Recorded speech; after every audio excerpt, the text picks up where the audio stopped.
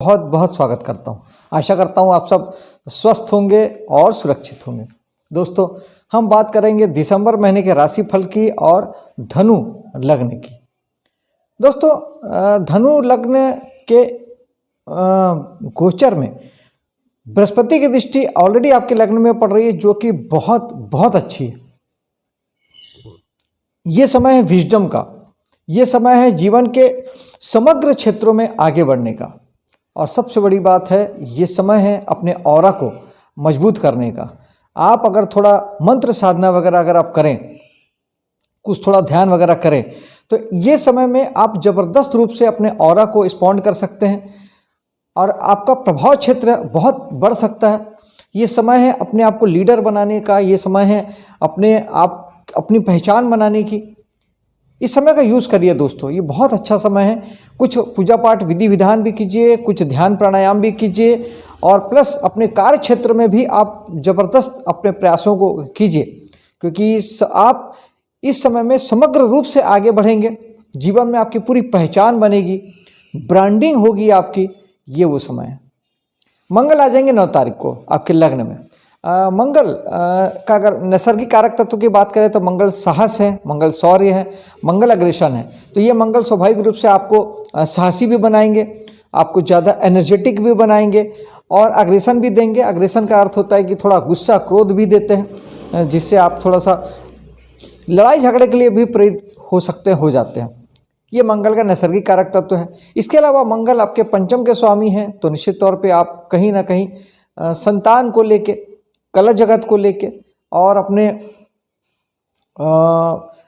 Education को लेके आप ध्यान देंगे, आपकी ऊर्जा लगेगी। और दूसरे मंगल आपके 12वें भाव के स्वामी हैं, तो कुछ खर्चों की ओर भी आपका ध्यान जाएगा। विदेश यात्रा की ओर आप कुछ विचार कर सकते हैं, और आप अगर हॉस्पिटल उद्योग से जुड़े हैं तो उसके लिए कुछ आप नया और बेहतर करने की सोच सकते हैं, उसे बढ़ाने के बारे में सोच सकते हैं। कुल मिला के इस समय में आपकी ऊर्जा योग ध्यान प्राणायाम में भी लग सकती है, क्योंकि 12वां भाव योग है, प्राणायाम है, ध्यान है। और इसके अलावा आप फाइनेंशियली इन्वेस्टमेंट जिसे कहते हैं उसकी ओर भी आप उतनी ऊर्जा आप लगा सकते हैं कि मुझे शेयर में पैसे लगाने हैं, या मुझे और कहीं पे पैसा एफडी करना है, बैंक में जमा करना है। ये सारे थॉट प्रोसेस भी आपके समय में चल सकते हैं और इसका उपयोग लाभ आप उठा सकते हैं। शनि की दृष्टि भी लग्न में है, जो कि बताती है कि आपको इस समय में खुद पे काम करना चाहिए, यानी आपको सेहत पे भी ध्यान देना है और अपने कामों को भी फोकस्ड रूप से ध्यान देना है। खुद पे ध्यान देना है, खुद पे काम करने का वक्त है। ये समय है कि आप अपने आप को तैयार करें, अपने आप को मजबूत करें, अपनी पहचान बनाएं, खुद पे ज़्यादा से ज़्यादा ध्यान दें। ये समय धन भाव की ओर चलते हैं। धन भाव के स्वामी शनि जो हैं वो आपके 4थे भाव में जाके बैठे हैं, यानी धन की प्राप्ति जो आपको होगी वो आपको 4थे भाव से होगी।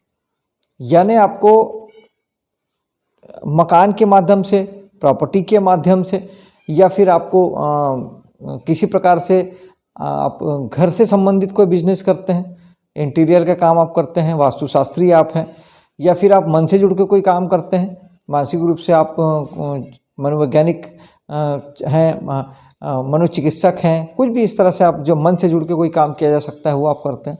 तो ये इस सारे जगहों से आपको अच्छे धन की प्राप्ति आपको शनि कराने वाले हैं। चलते हैं 4थे भाव की ओर। 4थे भाव में राहु विराजमान है और बृहस्पति की दृष्टि भी चल रही है। तो बृहस्पति की दृष्टि जहाँ एक और आपके साहस को बढ़ाएगी, पराक्रम को बढ़ाएगी, आपका प्रयास बहुत अधिकतम हो जाएगा, खूब हो जाएगा। वहीं राहु भी इन बातों को और ज़्यादा बढ़ाएंगे, क्योंकि राहु जहाँ होते हैं वहाँ चीज़ों को बड़ा कर देते हैं, बहुत बड़ा, बड़ा और बड़ा। तो वो आपके साहस को बहुत बढ़ाने वाले हैं। और निश्चित तौर पे जो लोग यहाँ के काम करते हैं, जो लाइजनिंग का काम करते हैं, जो पुलिस मिलिट्री में है, जो किसी प्रकार के साहस से जुड़ के कोई भी काम आप करते हैं, अच्छे मेहनती या साहस वाले स्पोर्ट्स से आप जुड़े हुए हैं, मार्केटिंग की फील्ड में आप हैं, तो बहुत ज़बरदस्त आप में उत्साह और बहुत ज़्यादा साहस रहने वाला है। राहु यहाँ थोड़ा सा भटकाने का काम जरूर कर सकते हैं दोस्तों। आपकी जो एनर्जी है वो गलत दिशा में भी लग सकती है। बेहतर है आप जो काम कर रहे हैं उसे बड़ा कर लें, ये राहु का एक पॉजिटिव विकल्प है। वरना राहु आपको अपना काम छोड़ के दूसरे काम की ओर आपको ले जा सकते हैं। वो आपको ऐसा मनोदशा आपकी ऐसी कर सकते हैं, क्योंकि राहु क्या करते हैं, एक साथ 3-4 प्रोजेक्ट आपके सामने ला देंगे और ये दिखाएंगे कि आपको लगेगा कि मेरा काम छोड़ के ये काम ज़्यादा अच्छा है, ये काम ज़्यादा अच्छा है, ये काम ज़्यादा अच्छा है, और आप अपना काम छोड़ के उस तरफ जाएंगे। और ये तो राहु चाहते हैं कि ये दिमाग में आपको गड़बड़ करें। ये नहीं कीजिएगा, ये फंसने वाला मामला है। आप अपने काम को बड़ा कर दीजिए, लेकिन दूसरे काम की ओर मत जाइएगा। ये राहु आपको भ्रम जाल में उलझाते हैं। हाँ, इस समय में आप घर से दूर रह के ज़्यादा बेहतर अच्छे से काम कर सकते हैं। यात्राओं के माध्यम से आप जीवन में ऊंचा उठ सकते हैं। ऐसे काम कीजिए जिसमें ज़्यादा से ज़्यादा आपको ट्रैवलिंग हो, यात्रा हो। जो लोग मार्केटिंग के फील्ड में हैं उनके लिए बहुत अच्छा है। आपके पास अगर विकल्प हैं तो आप बजाय बैठने के आप ज़्यादा से ज़्यादा ट्रैवलिंग वाला काम कीजिए, घर से थोड़ा सा दूर रह के काम कीजिए, ये आपके लिए बहुत अच्छा हो सकता है। चौथे भाव में चलते हैं जहाँ शनि विराजमान है। दोस्तों, शनि जहाँ बैठते हैं, जहाँ देखते हैं, वहाँ के लिए कहते हैं कि आप जिम्मेदार बनिए और उसे पूरा कीजिए। तो आपको निश्चित तौर पे घर, गाड़ी, मन की शांति, सुख, वैभव के लिए जिम्मेदार बनना है, जिम्मेदारी लेनी है, उसे पूरा करने की कोशिश करना है।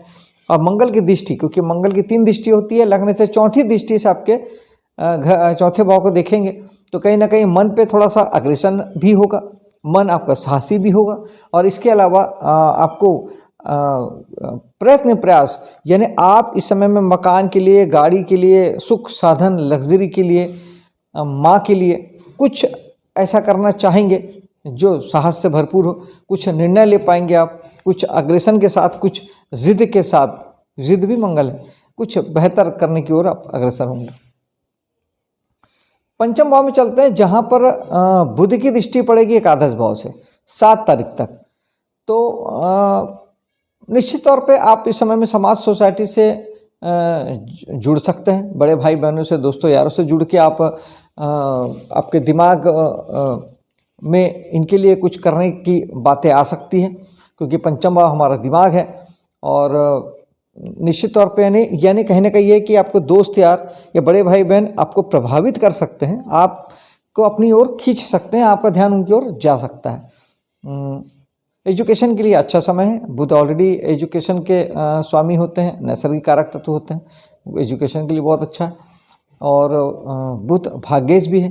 तो निश्चित तौर पे इन 7 दिनों में आपको कला फील्ड में और एजुकेशन के फील्ड में, प्रेम प्रसंग में, हीलिंग मोडालिटी में, जो भी अपन हीलिंग देते हैं उसमें आपको भाग्य का साथ भी निश्चित तौर पे आपको मिलने वाला है।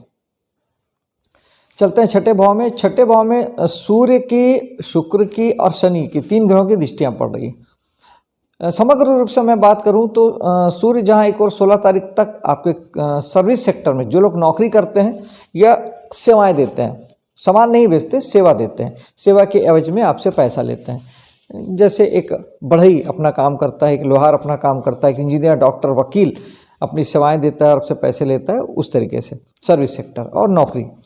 तो यहाँ पर सूर्य 15-16 तारीख तक के आपके नेम फेम में बढ़ोतरी करने वाले हैं।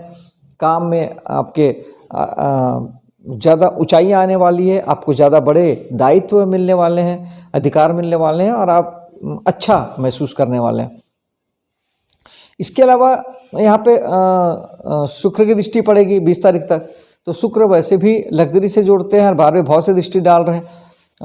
तो कहीं ना कहीं आपके सेवा क्षेत्रों में आपको सुविधाएं प्राप्त हो सकती है, महिलाओं का सहयोग मिल सकता है। और इसके अलावा आप अगर ऋण, रोग, शत्रु जो छठा भाव होता है, रोग का, बीमारी का, शत्रुता का, उस मामले में अगर आप उनसे कहीं रिलेट होते हैं तो आपको थोड़े से पैसों का खर्च भी करना पड़ सकता है। और साथ ही शनि की दृष्टि ये बताती है कि आपको यहाँ पे जो भी आपके काम हैं, जो भी अटके हुए काम हैं, यानी आपका कोई भी कोर्ट कचहरी का कोई मामला पेंडिंग पड़ा हुआ है, आपका किसी प्रकार की बीमारी आपको है, या किसी भी प्रकार से आपको सर्विस सेक्टर में आपको कहीं कोई शत्रुता पनप रही है, तो उन सारी चीज़ों को आपको फाइंड आउट करना है। आपको छोड़ना नहीं है, जैसे चल रहा था वैसे नहीं चलने देना है, उसकी जिम्मेदारी लेके उसे पूरा करना है, उसे पूरा कीजिए। यानी ऋण, रोग, शत्रु की बात करें तो अगर आपने कोई कर्जा ले रखा है तो उसे पूरा करने के बारे में सोचें। बीमारी है तो उसे हील करें, डॉक्टर के पास जाएं, उसे ठीक करने के बारे में सोचें। इसी प्रकार से कोर्ट कचहरी का कोई मामला है तो उसे ख़त्म करने की ओर आपको विचार करना चाहिए, ऐसा शनि चाहते हैं। अदरवाइज़ फिर आपको इन चीज़ों से आपको प्रॉब्लम हो सकती है, आपको पीड़ा हो सकती है। सप्तम भाव में गुरु आ जाएंगे वापस मार्गी होके मिथुन राशि में प्रवेश कर जाएंगे 5 तारीख को। तो बृहस्पति वैसे भी शुभ ग्रह है, विजडम के ग्रह हैं। सप्तम भाव हमारे जीवन साथी का होता है, तो जीवन साथी के जीवन में कहीं ना कहीं पॉजिटिविटी आएगी, सकारात्मक भाव आएंगे, वो थोड़ा धार्मिक विचारधारा के हो सकते हैं, शुभ और सात्विक विचार आएंगे, अच्छे चरित्रों की ओर जाना हो सकता है।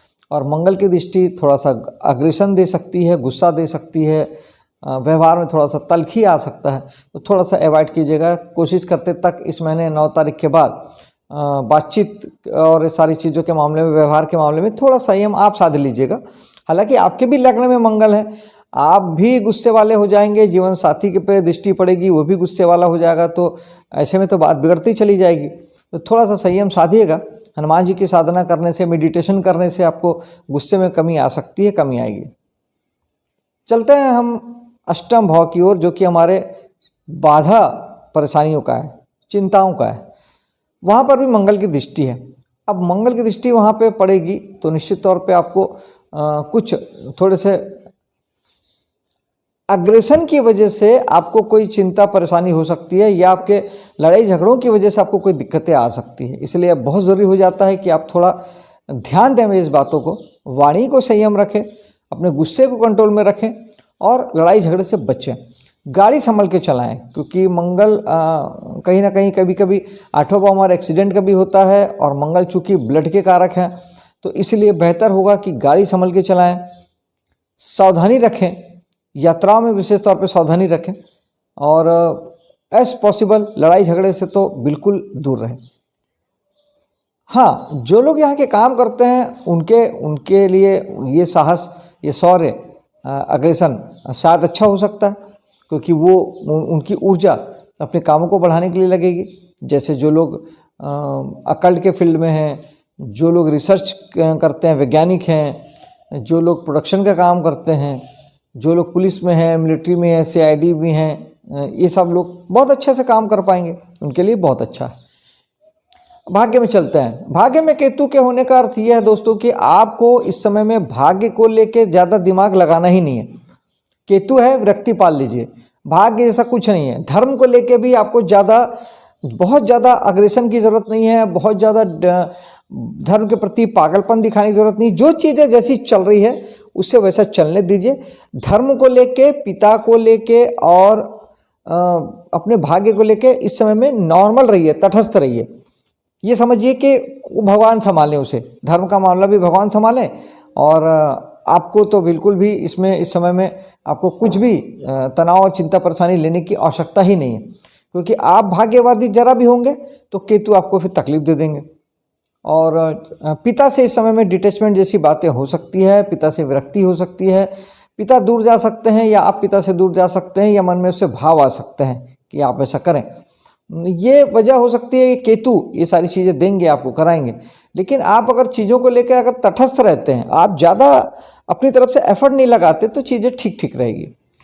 प्रॉब्लम अगर ज़्यादा हो तो आप इसमें गणेश जी की साधना आप जरूर से कीजिएगा केतु जी के लिए, और खट्टे मीठे फलों का दान कर सकते हैं। ओम केतुआय नमः एक माला जाप कर सकते हैं। राहु और केतु दोनों के लिए मेडिटेशन सबसे बेस्ट है। मेडिटेशन करिए और खुश रहिए, प्रसन्न रहिए। 10वें भाव में चलते हैं, शनि की दृष्टि है। निश्चित तौर पे आपको हार्ड वर्कर होने की ज़रूरत है। जो भी काम आप करते हैं, चाहे वो दैनिक जीवन के काम हो, चाहे नौकरी के काम हो, चाहे बिजनेस के काम हो, जिम्मेदारी से कीजिए और दिल लगा के कीजिए, अच्छे से मेहनत कीजिए। शनि आपको बहुत अच्छा भविष्य और भाग्य लिख कर देंगे दोस्तों।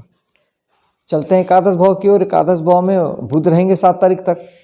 7 तारीख तक रहने वाले बुध सप्तमेश है, तो जीवन साथी के माध्यम से आपको समाज, सोसाइटी में कहीं कुछ उठना बैठना पड़ेगा, कुछ काम आप उनके माध्यम से आपको करने पड़ सकते हैं। और बुध दशमेश भी है, तो निश्चित तौर पे आपको कार्य क्षेत्र से कुछ भी करें आप, उससे आपको लाभ की प्राप्ति आपको होगी। और बुध चले जाएंगे 7 के बाद 12वें भाव में। तो 12वें भाव में जाने वाले बुध फिर आपको आपके व्यापार क्षेत्र में आप कुछ खर्च करेंगे, उसे आगे बढ़ाने के लिए कुछ खर्च कर सकते हैं। जीवन साथी के लिए भी आपको कुछ पैसों का खर्चा करना पड़ सकता है इस महीने 7 तारीख के बाद। एकादश भाव में थे हम। एकादश भाव में बृहस्पति की दृष्टि बहुत शुभ दृष्टि है, जो कि आपको जीवन में दोस्त यार बढ़ाएगी, दोस्तों यारों से फायदा बढ़ेगा। बड़े भाई बहनों से संबंध आपके सुधरेंगे, अच्छे मजबूत होंगे। और समाज वगैरह के लिए अब आप बैठक होगी, आप लोगों के साथ मिलेंगे जुलेंगे, सामाजिक गतिविधियों में हिस्सा लेंगे।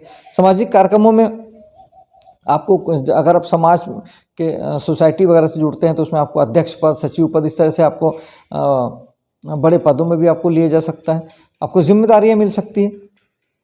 बेहतर ढंग से आप सारी चीज़ें कर पाएंगे और ये बहुत अच्छा समय है जब आप अपने बड़े भाई बहनों को, दोस्तों को और समाज सोसाइटी को इस समय में आप खुश कर सकते हैं, उनके लिए कुछ कर सकते हैं। उसके लिए बहुत बहुत अच्छा समय। चलते हैं 12वें भाव की ओर। 12वें भाव में शुक्र रहेंगे 20 तारीख तक। तो आपके कमाए हुए पैसों का बहुत हिस्सा जो है इस समय में खर्च आप करेंगे। ये खर्च हॉस्पिटल में भी हो सकता है, ये खर्च आपके फाइनेंस सेक्टर में भी हो सकता है, यानी आप इन्वेस्टमेंट करें, ये भी हो सकता है। और विदेशों में से आप जुड़ के विदेशों में कुछ काम आप करें, विदेशों से आप डीलिंग करें, उसमें भी इन पैसों का खर्च आपको हो सकता है। सूर्य यहाँ रहेंगे 16 तारीख तक। निश्चित तौर पे ये विदेशों में जहाँ एक और जो लोग काम करते हैं या विदेशों से जुड़ के कोई काम करते हैं उनके लिए वहाँ ज़बरदस्त नेम फेम प्रसिद्धि पाने का समय रहेगा। जो लोग योग ध्यान प्राणायाम करते हैं उनकी भी पहचान बनने वाली है ज़बरदस्त रूप से। जो लोग योग ध्यान सिखाते हैं उनके भी बहुत बहुत अच्छा वक्त है। और साथ ही सूर्य जो है वो आपके भाग्य के स्वामी हैं, तो आपका भाग्य आपको घर से दूर, जन्म स्थान से दूर, विदेशों में आपको ज़बरदस्त भाग्योन्नति ये सूर्य आपको कराते हैं। दोस्तों, ये था धनु लग्न का दिसंबर महीने का राशिफल। मिलता हूँ आपसे अगले वीडियो में, तब तक के लिए जय हिंद, जय माता दी।